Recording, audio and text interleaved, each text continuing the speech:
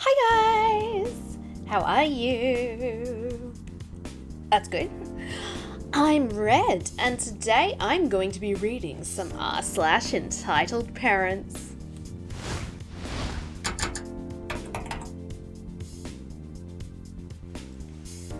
Entitled mother buys an explicit book for a young entitled kid.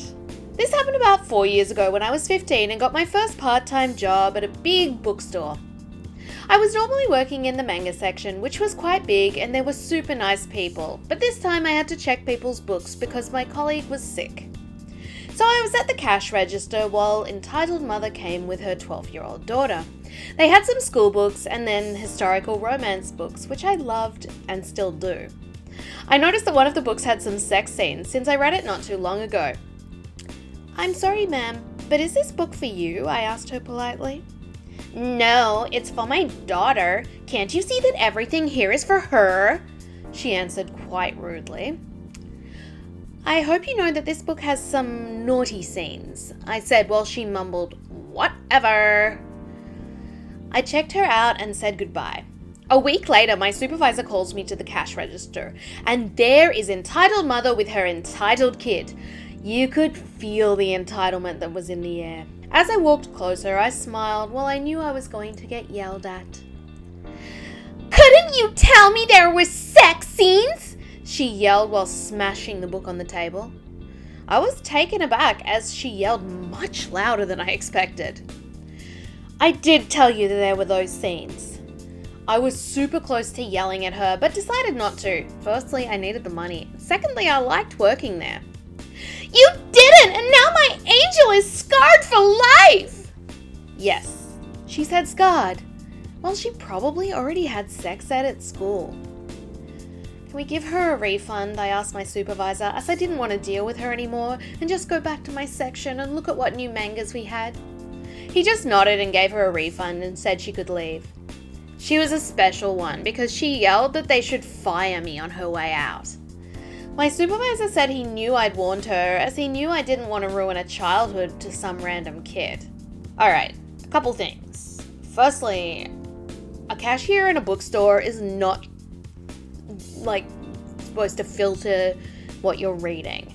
If you can't handle certain things, maybe you should be a little bit more careful selecting which books you read. Secondly, 12-year-old probably knows about sex and should know about sex. I had sex ed in school by the time I was 12, and I'm pretty sure I'd read books that had sex scenes in them then. And thirdly, if you change your mind and you want to return something, just be polite, because you'll most of the time get better service if you're nice.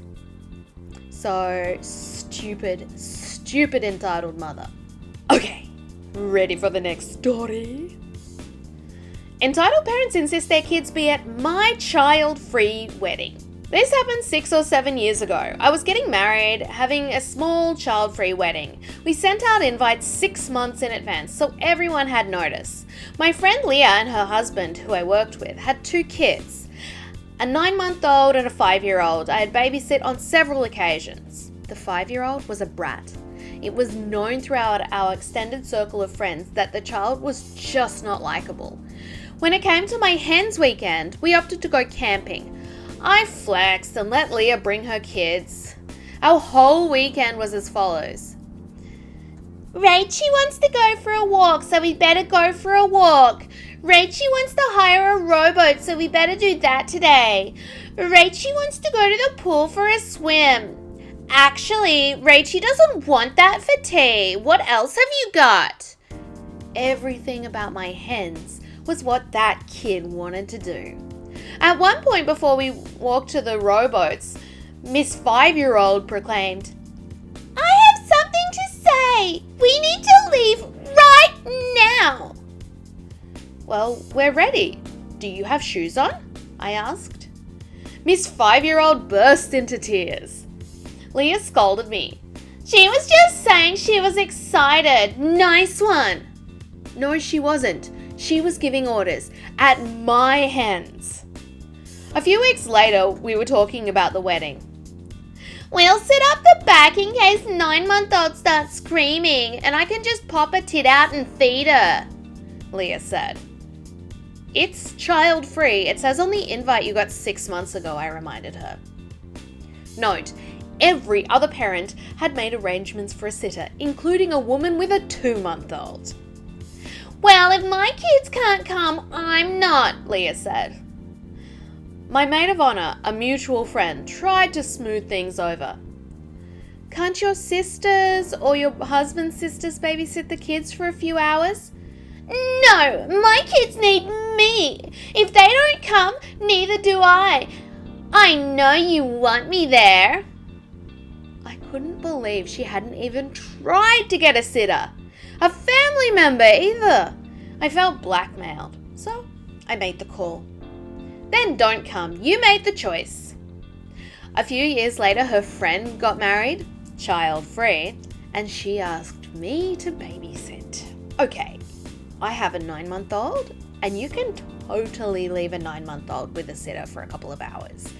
I literally did that a couple of days ago. Some people, if you really don't want to be away from your kids, that's fine. But don't expect everyone else to sacrifice what they want for you and your kids. If you really can't be away from your kids, don't go to a wedding.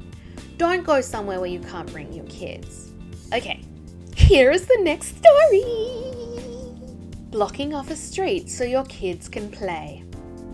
This afternoon I exit my driveway, ready to begin yet another fun day of crib shopping with my wife.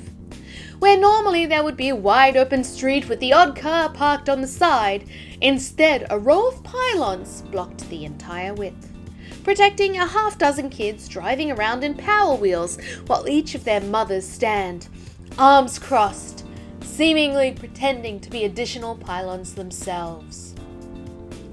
Wouldn't be a really big deal on a cul-de-sac, I suppose, but a relatively busy one-way suburban street poses somewhat of a problem. I'd been wondering what all the honking was about as we were getting ready to leave, but cars driving the wrong way wasn't so rare a sight. Can they do that? My wife asked in a mixture of frustration and disbelief.